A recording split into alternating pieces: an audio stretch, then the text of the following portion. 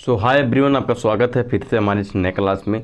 तो दोस्तों, आज हम आपके लिए लेकर आए हैं यूपी बोर्ड क्लास 2025 का। ठीक है, इसमें मेरे भाई मैं आपको बताने वाला हूँ फिजिक्स के 5 सबसे महत्वपूर्ण प्रश्न। तो दोस्तों, ये प्रश्न आपका फिजिक्स का है और फिजिक्स का काफ़ी इंपॉर्टेंट क्वेश्चन है। ठीक है, जिसको आपको याद करना बहुत ज़रूरी है, क्योंकि ये आपका ये क्वेश्चन मैं आपको बताऊँगा। इस क्वेश्चन को आपसे कोई भी पूछ सकता है, या आपके स्कूल के टीचर भी पूछ सकते हैं, या आपका कोई फ्रेंड पूछ सकता है जो कि उसे ज़्यादा पता रहेगा। ठीक है, तो मेरे दोस्त, आपको भी इसको पढ़ना बहुत ज़रूरी है, आपको याद करना बहुत ज़रूरी है। ठीक है, तो आपसे कोई भी परीक्षा अगर ले सकता है तो आपसे मोस्ट इम्पोर्टेंट क्वेश्चन पूछ सकता है। ठीक है, क्योंकि जब भी आपका कोई टेस्ट लेता है दोस्त, तो आपसे मेरे भाई मैं बता दूँ, आपसे इम्पोर्टेंट क्वेश्चन पूछता है। ठीक है, और जो कि परीक्षा में भी पूछा जाता है इम्पोर्टेंट क्वेश्चन। इसीलिए मैं आपको 5 सबसे महत्वपूर्ण क्वेश्चन लेकर आया हूं, जो कि आपको परीक्षा में भी पूछा जाएगा। आपकी स्कूल की जो परीक्षा होता है तो उसमें भी पूछ लिया जाता है। ठीक है, जिसमें हम आपको बताने वाले हैं 5 सबसे महत्वपूर्ण प्रश्न। तो वीडियो को पूरा देखना दोस्तों, और चैनल पर नए चैनल को सब्सक्राइब करना। ठीक है, अगर चैनल सब्सक्राइब करके हमारे चैनल से जुड़ जाएंगे तो दोस्तों, आपको रोज़ 5 से 6 क्वेश्चन हर एक सब्जेक्ट का इम्पोर्टेंट क्वेश्चन मिलता रहेगा, जिससे आपको याद करके अच्छे से अच्छा नंबर ला सकते हो। ठीक है, अगर आपको अच्छा नंबर लाना है मेरे भाई मेरे दोस्त, तो आपको चैनल सब्सक्राइब करना है और हमारे चैनल से जुड़कर अच्छे से अच्छा इम्पोर्टेंट क्वेश्चन पाइए और पढ़िए, याद करिए, खूब मज़े से पेपर दीजिए। ठीक है, तो चलिए दोस्तों, ज़्यादा बात नहीं करेंगे, इतने में आप समझ में आ गए होगा। ठीक है, तो दोस्तों चलिए हम आपको बताते हैं वो 5 क्वेश्चन जो मैं आपको बताने वाला हूँ। यहाँ पर देखिए दोस्तों, पहला क्वेश्चन हमारा क्या है, विद्युत फ्लक्स। ठीक है, विद्युत फ्लक्स क्या है हमारा, यहाँ पर देख सकते हैं। पहले हम आपको बताएंगे विद्युत फ्लक्स की परिभाषा, उसके बाद इसके बताएंगे विद्युत फ्लक्स का मात्रक और बीमीय सूत्र। ठीक है, तो दोस्तों आपको मैं बता दूँ एक सबसे पहली चीज़ बताने से, दोस्तों जब आप लोग परीक्षा में जाते होंगे ना, तो आप लोग को यहाँ पर निकाल कर दिखाना नहीं है। ठीक है, कि किस तरह हमें सूत्र निकाले हैं, कहाँ किस तरह नहीं निकाले हैं। ठीक है, जब आप कोई न्यूमेरिकल होता है उसमें आपको निकालना पड़ता है।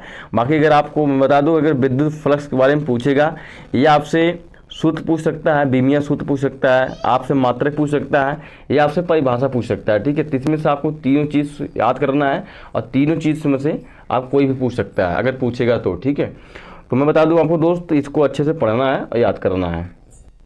चलिए हम बताते हैं दोस्त। यहाँ पर देखिए पहला क्या हमारा कि विद्युत फ्लक्स। यहाँ पर दोस्त आपको हेडिंग डालना है काली पेन से, जो हमारी हेडिंग वाली पेन होती है, जैसे मैं आपको बता दूं जो हम लोग बोर्ड एग्जाम में लेकर जाते हैं, जैसे कि यहाँ पर देख सकते हैं आप। ठीक है, तो यही आपको पेन लेकर जाना है हेडिंग वाली। ठीक है, तो आपको यहाँ पर मैं आपको इसलिए बताया हूँ ताकि ये हाईलाइट थोड़ा अच्छे से दिखाई दे सके। दोस्तों काफ़ी हमारी राइटिंग अच्छी नहीं है, फिलहाल आप लोग अच्छे से लिख लेना। ठीक है, मैं इसमें आपको समझाया हूँ, बस आपको अक्षर शब्द जो है वो आपको दिखाई दे रहा होगा ना, तो आप लोग अपनी राइटिंग को सुधारना, मेरी राइटिंग थोड़ा गड़बड़ है।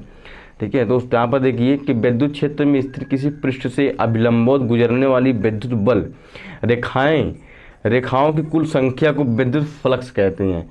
यहाँ पर बताया गया है कि विद्युत क्षेत्र से स्थिर किस पृष्ठ से अभिलंबवत गुजरने वाली। ठीक है, जैसे हमारा कोई क्षेत्र है, ठीक है, ये हमारा एक क्षेत्र है, समझ लीजिए प्रैक्टिकल एग्जाम्पल है। ठीक है, इस क्षेत्र हमारा है, तो आप बताया कि विद्युत क्षेत्र में स्थिर किसी पृष्ठ से अभिलंबवत गुजरने वाली विद्युत बल, मतलब हमारा क्या है, विद्युत क्षेत्र है। ठीक है, एक विद्युत स्थिर क्षेत्र है, तो इसी क्षेत्र से अभिलंबवत गुजरने वाली जो हमारी रेखा होती है, ठीक है, रेखाओं की कुल संख्या जो होती है, तो विद्युत फ्लक्स कहते हैं। ठीक है, तो इतना आपको समझ में आ गया होगा दोस्त। ठीक है, तो ज़्यादा मैं आपको समझ नहीं आया, आपको मैं शॉर्ट की समझाया हूँ, इतने में आप समझ सकते हैं। और उससे भी आपको मैं बता दूँ, आपको बोर्ड एग्जाम में लिखना नहीं होता ये सब। ठीक है, कि इस तरह आपको समझा कर लिखना होगा, इस तरह आपको दोस्त नहीं लिखना पड़ता। ठीक है, बशर्ते आपको बता दूं, यहाँ पर विद्युत फ्लक्स का मात्रक लिखना पड़ेगा। इतना आपको समझ में आ गया कि विद्युत क्षेत्र में स्थिर किसी पृष्ठ से अभिलंबवत गुजरने वाली विद्युत बल रेखाओं की कुल संख्या को विद्युत फ्लक्स कहते हैं। तो ये था आपको परिभाषा, इसको आप लोग अच्छे से पढ़ लेना और याद कर लेना दोस्त। यहाँ पर चलिए दोस्त हम बताते हैं आपको, देखिए विद्युत फ्लक्स और बीमीय सूत्र।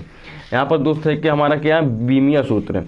बीमीय सूत्र मात्रक क्या होता है, विद्युत फ्लक्स का मात्रक। अगर आपसे कोई पूछ लिया कि दोस्त ये बताओ कि विद्युत फ्लक्स का मात्रक क्या होता है, तो आप लोग को याद रहेगा दोस्त, तभी आप लोग बता पाएंगे। ठीक है, इसके पहले आप लोग बता नहीं सकते। यहाँ पर देखिए E=F/Q0, मतलब न्यूटन बटे कूलाम गुणे मीटर स्क्वायर आप कह सकते हैं। ठीक है, और बीमीय सूत्र इसका क्या होता है, बीमीय सूत्र हमारा होता है ये दोस्त ml3T-3A-1 Newton metre square coulomb बराबर 1। ठीक है, तो ये आपका है सूत्र, बीमीय सूत्र, और ये हमारा क्या है दोस्त, मात्रक। विद्युत फ्लक्स का। इतना आपको समझ में आ गया होगा। चलिए आगे चलते हैं। ये था पहला क्वेश्चन। दूसरा क्वेश्चन हमारा क्या है, विद्युत द्विध्रुवों। इसको आपको पढ़ना है दोस्त। यहाँ पर देखिए, इसमें सिर्फ परिभाषा है, इसमें आपको सूत्र फार्मूला नहीं है, ठीक है। जब दो समान तथा विपरीत आवेशों अल्प दूरी पर रखे हों तो इस प्रकार की रचना को विद्युत फ्लक्स कहते हैं, विद्युत द्विध्रुव कहते हैं, ठीक है। जैसे बताया गया इसमें कि जब दो समान तथा विपरीत आवेश अल्प दूरी पर रखे हों तो इस प्रकार की रचना को विद्युत द्विध्रुव कहते हैं। जैसे हमारा जो चुंबक होता है, ठीक है, उसको विपरीत दूरी पर रखा उल्टा करके, उसी को हमारा क्या होता है, वो किसी को हम विद्युत द्विध्रुव कहते हैं, ठीक है। तो आपको समझ में आ गया होगा। चलते हैं हम आगे। यहाँ पर देखिए विद्युत द्विध्रुवों का आघूर्ण, विद्युत द्विध्रुवों का आघूर्ण क्या होता है, ये भी इसमें भी परिभाषा है दोस्त। एक आवेश का परिणाम, क्या, एक आवेश का परिणाम तथा एक आवेश अगले आवेश की, ठीक है, एक आवेश अगले आवेश के अल्परी के गुणनफल को, एक आवेश अगले आवेश के बीच की अल्परी के गुणनफल को विद्युत द्विध्रुवों का आघूर्ण कहते हैं, ठीक है। तो ये आपको दोस्तों समझ में आ गया होगा कि विद्युत द्विध्रुव का आघूर्ण किसे कहते हैं। दोस्तों आपको ये भी समझ में आ गया होगा कि विद्युत द्विध्रुव का आघूर्ण किसे कहते हैं, ठीक है। ये था हमारा तीसरा क्वेश्चन। अब चलते हैं दोस्त अगला क्वेश्चन हमारा क्या है, विशिष्ट चालकता। विशिष्ट चालकता क्या होता है, यहाँ पर देखिए दोस्तों, सब कुछ मैं आपको बताऊंगा इसमें, ठीक है। यहाँ पर देखिए दोस्त लिखा है कि किसी विद्युत अपघट, ठीक है, किसी विद्युत अपघट के एक धन सेमी बिलियन की चालकता को विशिष्ट चालकता कहते हैं। क्या, किसी विद्युत अपघट के एक घन सेमी बिलियन की चालकता को हम विशिष्ट चालकता कहते हैं। सिंपल है यार, आराम से, वेरी सिंपल, ठीक है। इसे के कप्पा से प्रदर्शित करते हैं। अगर आपसे कोई पूछ लिया कि विशिष्ट चालकता को किस चीज़ से प्रदर्शित करते हैं, ठीक है, तो आप लोग सिंपल बता सकते हो मेरे दोस्त।